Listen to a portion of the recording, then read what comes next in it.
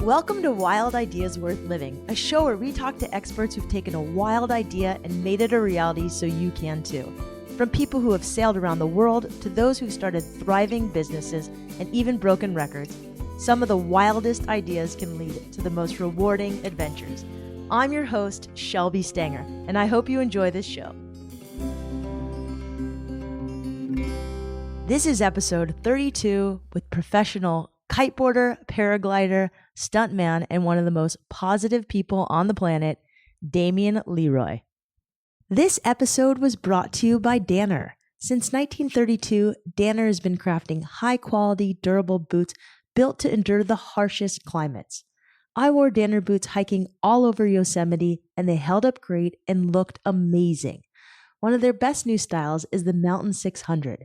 Danner partnered with Vibram to create a classically styled shoe with lightweight innovation and extreme durability. I also love the Mountain Light Cascade. It's the boot worn for the movie Wild, which documents Cheryl Strayed's epic journey along the Pacific Crest Trail. Danner makes boots for the U.S. military, and since the 1930s, they've proudly made boots in the USA and their Oregon factory. They also have one of the best taglines ever, the original outsider. If you have a wild idea worth living and you need a good boot to do it in, check out Danner. You can find some of the best Danner styles, including the Mountain Light and the Mountain 600 at reiandrei.com. This episode was also brought to you by HDX Hydration Mix. Like you, I'm an active person. I love sports drinks, but many of them have a lot of weird stuff inside of them. That's why I like HDX Mix. Not only do they use stevia and natural sweeteners, but there's no caffeine, no junk, and it has all the electrolytes, vitamins, amino acids, and minerals to stay hydrated and going all day long, whether you're surfing, running, or even producing podcast episodes. There's only one flavor, it's berry, and it tastes amazing. Besides being low in sugar, it comes in a tiny pouch, not a plastic bottle. So all you have to do is add it to your own water and your own reusable bottle, minimizing your impact and not adding to plastic pollution. You can even stuff it in your pocket or in your wetsuit during long surf trips or run. It's super easy to carry, it's lightweight, it's the healthy, eco-friendly hydration drink. You can check them out at hdxmix.com. That's H as in happy, D as in delightful, X as in x-ray, mix.com. Damien LeRoy, aka Damo, is a professional and world-renowned kiteboarder, paraglider, stuntman, and athlete. He spent most of his young life growing up in Vail, Colorado. His dad was in James Bond movies, and Damien raced professionally as a kid. At age 10, he moved with his brother and dad to Alaska, where they owned a fly-in fly fishing camp, and Damien taught people how to fly. Naturally, he also learned how to fly planes at a really young age. So aside from being a professional skier, a pilot, doing just about every sport out there, he went on to become one of the number one, if not the number one, kiteboarders in the world. He was even in the recent Baywatch movie. You can see him in the very opening scene with The Rock carrying him to shore. A year ago, on July 11th of 2016, Damien was paragliding in Florida where he lives now, and his lines completely tangled up and he started to spin out of control. He had no choice but to cut his lines from over 150 feet in the air, and he free fell into a mangrove forest. It's an incredible story, but I'm going to let him tell it on the show, so I'm not going to give it away. But he is literally one of the most positive and hilarious guys I've ever met. We did this interview while I was at the Outfound series in Hood River last month, but we also caught up recently last week, and I'll share some updates about his story at the end of this show.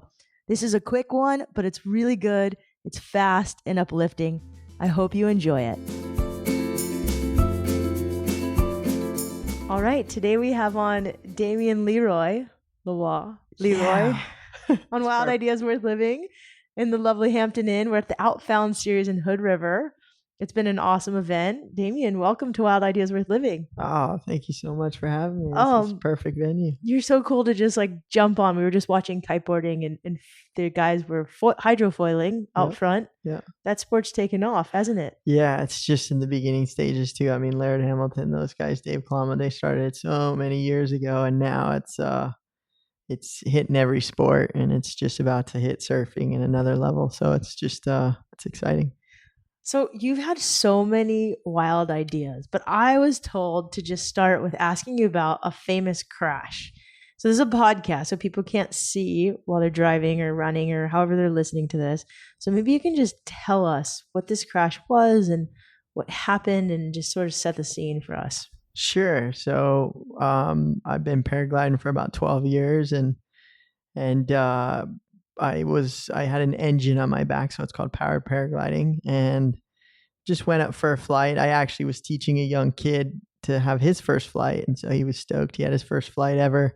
This little kid was just out of his mind happy, and he's like, "Come on, Damien, go for a flight." And I was like, I should take off and go home and work. And I was like, I'll go for a flight. So I put my engine on my back and launched a wing, just perfect conditions, and just was flying around. And I came out of a turn, and my wing stalled, which truthfully I've never stalled my wing on accident. I've done it on purpose just for training. And I spun uncontrollably underneath it. Ooh. And so a lot goes through your brain right there. You think all your options of what to do. And so I was over the ocean. I was about 300 feet up. So I decided, well, I got to try to untangle it, but I just kept spinning. So by that time, I probably had about 12 twists. So I was just spinning, and I kept going. And so I knew I was going to go into the ocean, but the wind was onshore. So I ended up unclipping all my harnesses just to make sure if I were to land in the water, I could just hop out maybe 2 feet from the water and make sure I'm not tangled in my lines. Now the wind turned me towards land, so I didn't want to hit anybody on the beach or hurt them with my machine. So I stayed with it, and then I realized I was going to fly into a really bad debris pile that was looked like arsenal, just big sticks pointing at you. So wait, how high are you up in the air right now? So now I'm about 220 because you're just slowly descending, but I'm going straight downwind. So my wing speed is probably 25 miles per hour, and I have no control, but I'm under canopy, so you're fine because the wing is flying, but I have no control. Holy cow. So wait, where are you? So I'm in Jupiter, Florida. Okay. And just right along the ocean there. Perfect day, perfect wind, super safe. And it just went into a little bit of a bad scenario. And so I had an option, either run into this debris pile, or my other option would be to jump into the flats at maybe 80 feet or jump a little bit higher, probably over 100 feet, into some mangroves that were 40 feet off the ground. So I hung as low as I could from my machine, and then I planned it as perfect as I could and jumped over the road and landed perfectly in the not so soft mangroves.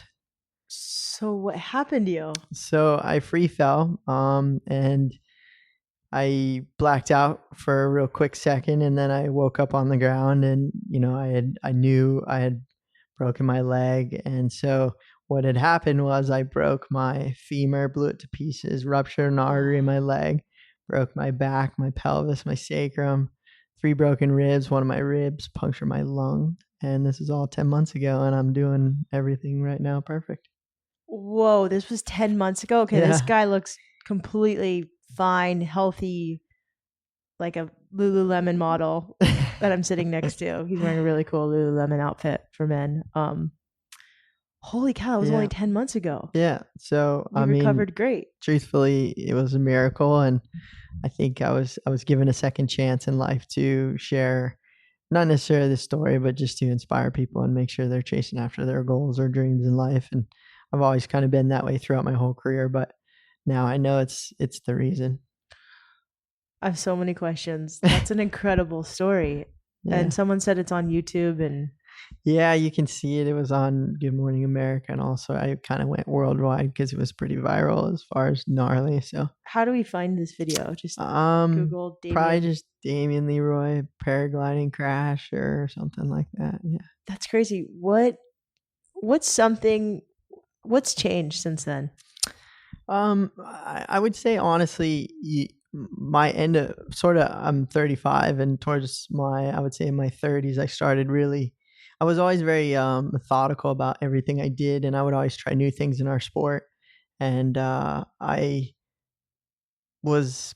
think you start to risk reward. You start thinking about risk reward, and you put it all into perspective. And that's kind of what I share to the kids these days, because they're like, okay, Damien, I'm going to jump over this pier.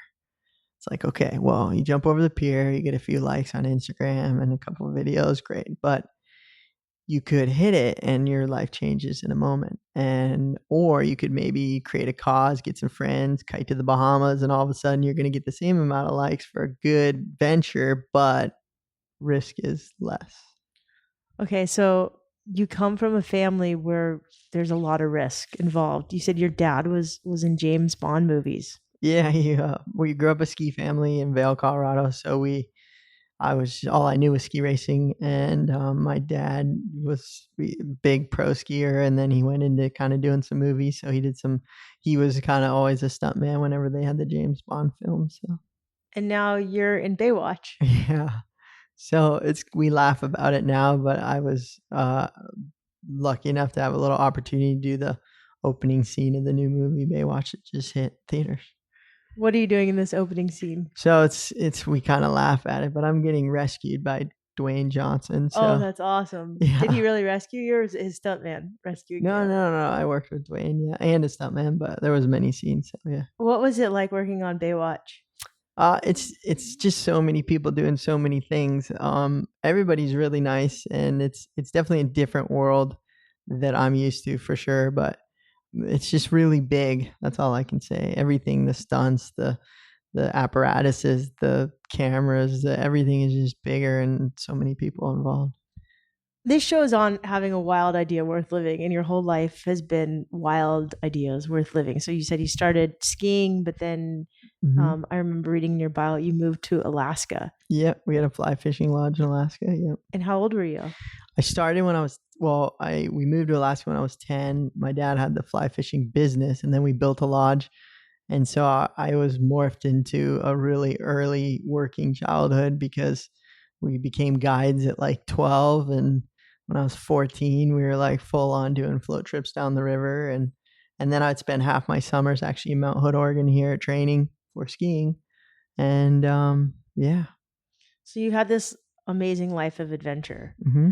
What do you have any stories early on where you decided, this is what I'm going to do for the rest of my life? Or yeah, so I would say when I was younger, all I knew I was going to do was skiing, and that was my life, and that's what I was good at, and that's what I believed was my direction. And then you go through life and you have these moments. Well, truthfully, life turns, and I had a motivation to go after a kiteboarding dream, and just because it was a new challenge, it was different, it was new, and I went full tilt and took that to every level possible. So wait, how did you go from skiing to kiteboarding? Did you move? It had to be geographical. Yeah, so I was ski racing in, I think, Steamboat Springs at the time, or maybe Vail, Colorado. And I had a knee injury. I had a few knee injuries at the very beginning, but I had one that was pretty solid. And I flew to Florida to kind of get away from it and, rehab and get back. And I met this kid, Eric Fote, and he was flying this kite, and he's like, here you go, buddy, try this. And I was like, whoa, this is amazing. Look at all this power. What year is this? This is probably 98, yeah. Okay, so you're like 17-ish. Exactly, like 17, 18. And I just was so intrigued by something so new, and I never had been to the beaches and oceans. And so I just cut it cold turkey. Just boom, stopped skiing, moved to Florida, and relocated and worked 20 different restaurant jobs, and would train all day long on this new sport. And I think my dedication from skiing and working in Alaska just took it to a different level. So what does kiteboarding do for you? Wow, I mean, I was very lucky. I'm one of the lucky individuals in the sport that's had every door open because of it. And I think it was because I never really was after. Of course, I became world champion in it, and I won multiple events and Rebel Key in the Air and all sorts of different things. But truthfully, that was never my goal. It was more to test and to see what I had from the training that I've done. So it was always me testing myself. It was never, I want to win this. It was, I want to test my training and see how everybody else is out there. So how has kiteboarding kind of helped you accomplish your life goals, I guess? I would just say it's put me into a perspective to like, when you look at life, you can try things and open your doors and see things new, and or you can sit and let other people do it and just kind of be super cautious. And I'm not saying you need to go be crazy, but it's a really good thing to be fresh and every day wake up and try something new and be fresh, because your life becomes fulfilled with a lot of unique things. And if you enjoy that ride along the way, you're going to have such a positive life versus sitting and always worrying or wondering, or maybe I should try this, but I'll get to it maybe tomorrow. And you just keep pushing it off.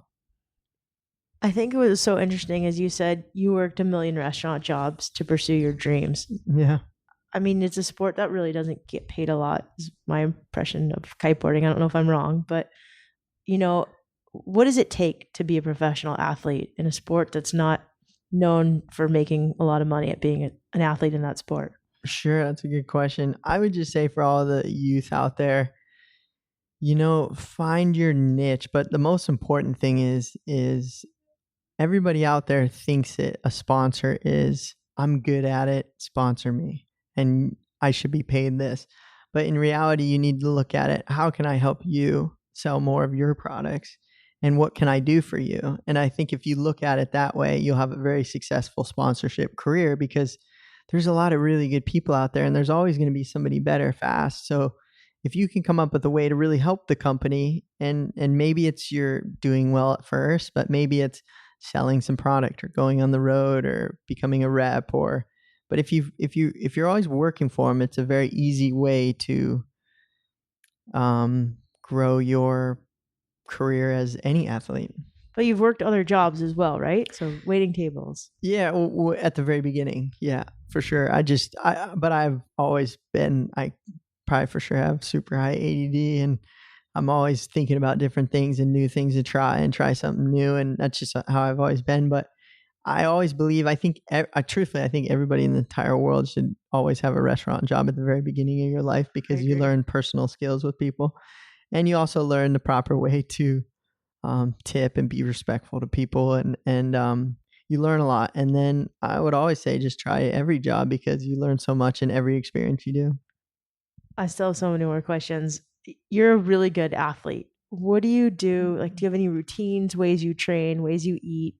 Yeah, I would just say, I mean, no question, I do yoga. I think stretching is incredibly important to any athlete, and it gets overseen a lot because you try to build strength, or you try to I just think stretching is so key. I used to try to get really strong lifting and lots of dry land, and it's very important, but if you get really limber, you can pull off things. Or if you're not necessarily, maybe you're a runner and you step wrong and you tweak something, your body will actually be able to handle that tweak more than a muscle blowing out, or you'll tear a muscle because you're very strong, but you can't handle those little tweaks. So I always say, just try to really do different routines all the time. Don't try to just be like, I go to the gym, I do, chest, and that's it, and then I go to legs. It's like, do it, but change those routines, change everything, and then your body becomes one big, I mean, I would say like gymnastics. There's so many muscles being used there. You're so agile.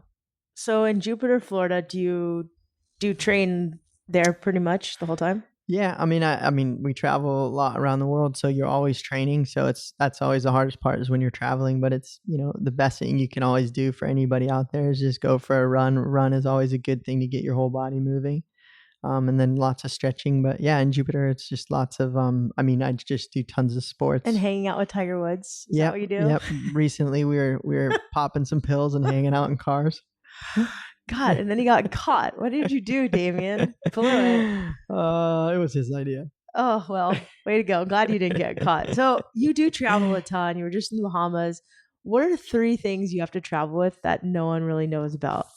Chapstick, because my lips always get burnt. Let's see.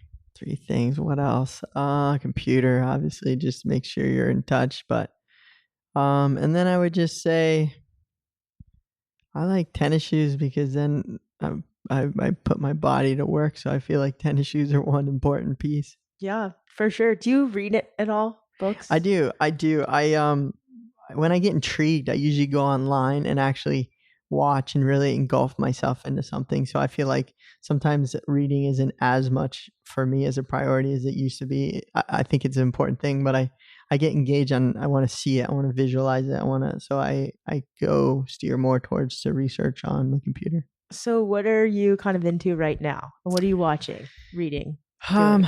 Right now there's this company out there, Lift foils, and it's a jet foil. So it's a new little electric jet on a bottom of a hydrofoil.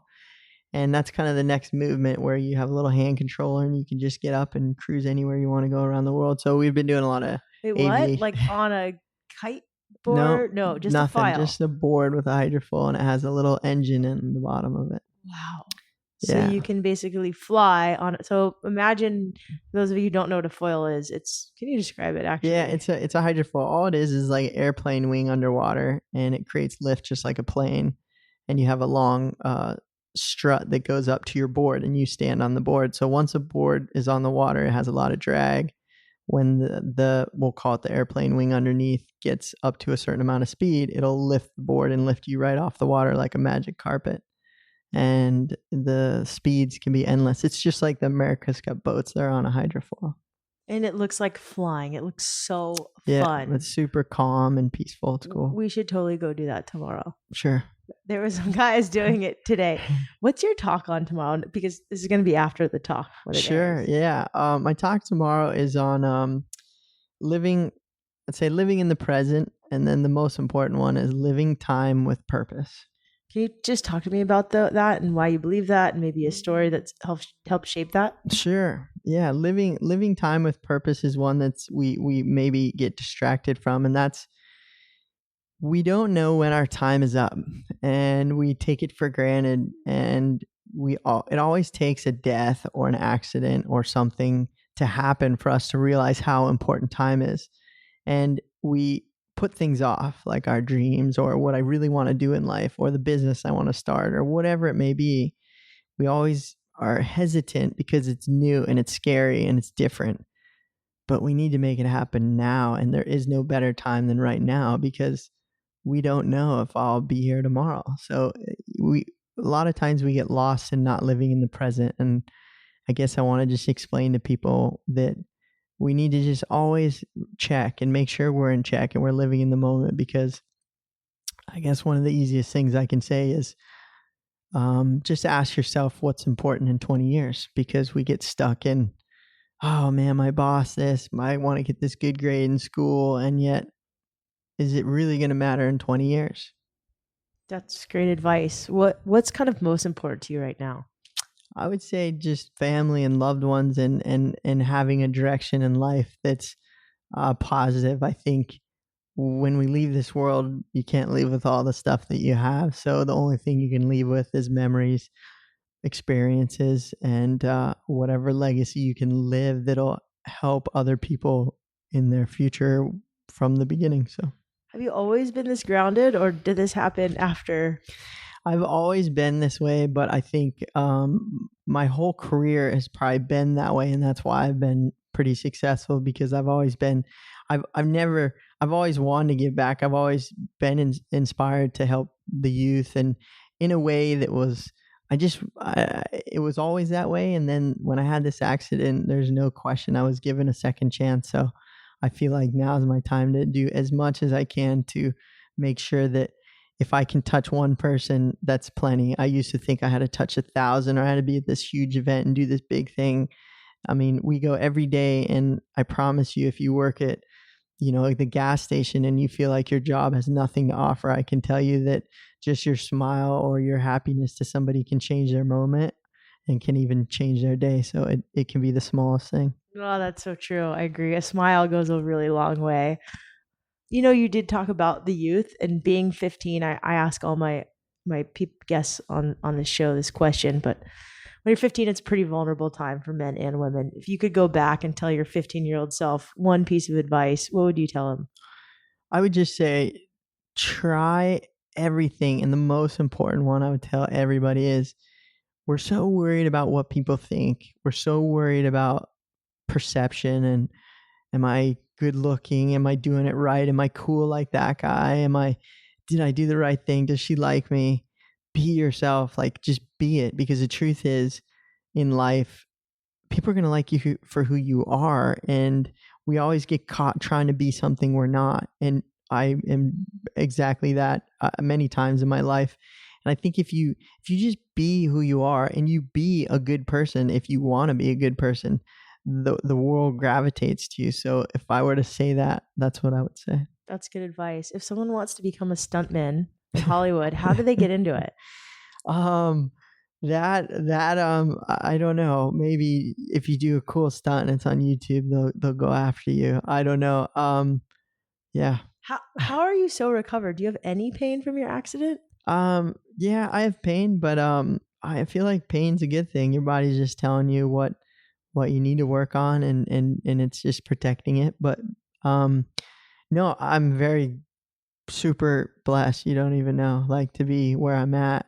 Yeah, I'm doing everything already. I'm not 100%, but I'm probably 70% for me, 100% for most people, for sure. That's amazing. Who are your mentors? Who do you look up to? Who's helped shape your career, your path the most? Yeah, I would say there's many people along the way, but my family, I have the greatest parents alive. My mom and dad, they're just absolutely magical. My brother is the older brother, so he's the one that you looked up to. So my family is truly amazing. But I would say as you go through life, there's certain people that you run into, and they share something with you. And as long as you take little glimpses of things, or you take little things that somebody has that you really like, and you work towards just trying to acquire that from different people, you can mold yourself into a really good person. That's awesome. Last question. If you could fly, maybe even a kite all around the world, and it could have one message to the world, what would that message be? Give to everybody. Oh, that's awesome. Yeah. Damien, thank you so much for coming on the show. Thanks to the Outfound series for introducing us. Hopefully our talk tomorrow will be somewhere on YouTube. Oh, thank you so much for having me. It's awesome. Where can we find you? You can find me in the Holiday Inn or wherever we are, Hampton Inn. Hampton Inn. I'm just kidding. Sorry. It's okay.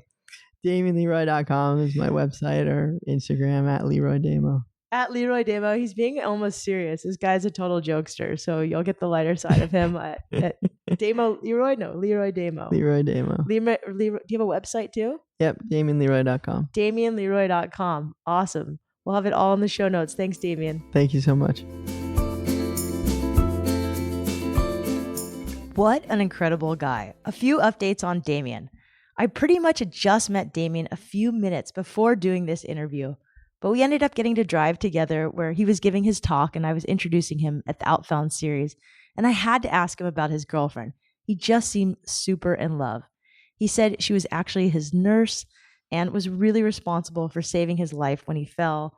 It's a cool story. We'll have him back on to tell it in person, but Damien just wanted to give props out to all the healthcare givers and nurses out there. What you do is really hard, but you save lives. Damien is one of them.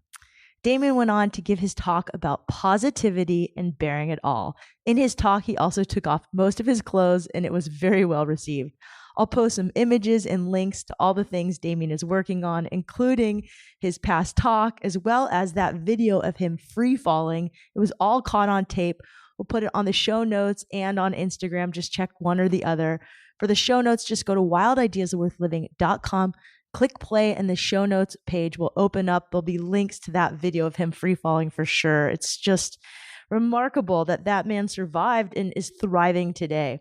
So another update on Damien. He did have his rod taken out, but he had a new one put back in. Right now he's recovering. He should be walking by next week. And we know, just because he's so positive, that he's going to make a full recovery, and this new rod should support his femur, and he should be back to good pretty soon. So Damien, we're rooting for you. Thank you again for listening to this show, and thank you for subscribing to it. If you loved this show, please write a review on iTunes and tell your friends. You can now also support the show through Amazon purchases. If you're already shopping on Amazon, it's super easy. Just go to the Support Us tab on the Wild Ideas Worth Living website, click on Amazon purchases, and now when you make a purchase, some of that goes to supporting our show, paying for editors, hosting, etc. It's at no cost to you. Thank you again for listening and subscribing to this show. Thanks for all of your amazing emails and letters. I love them all. And don't forget, wherever you are, some of the best adventures often happen when you follow your wildest ideas. We'll see you next week. We've got a great guest coming on. You.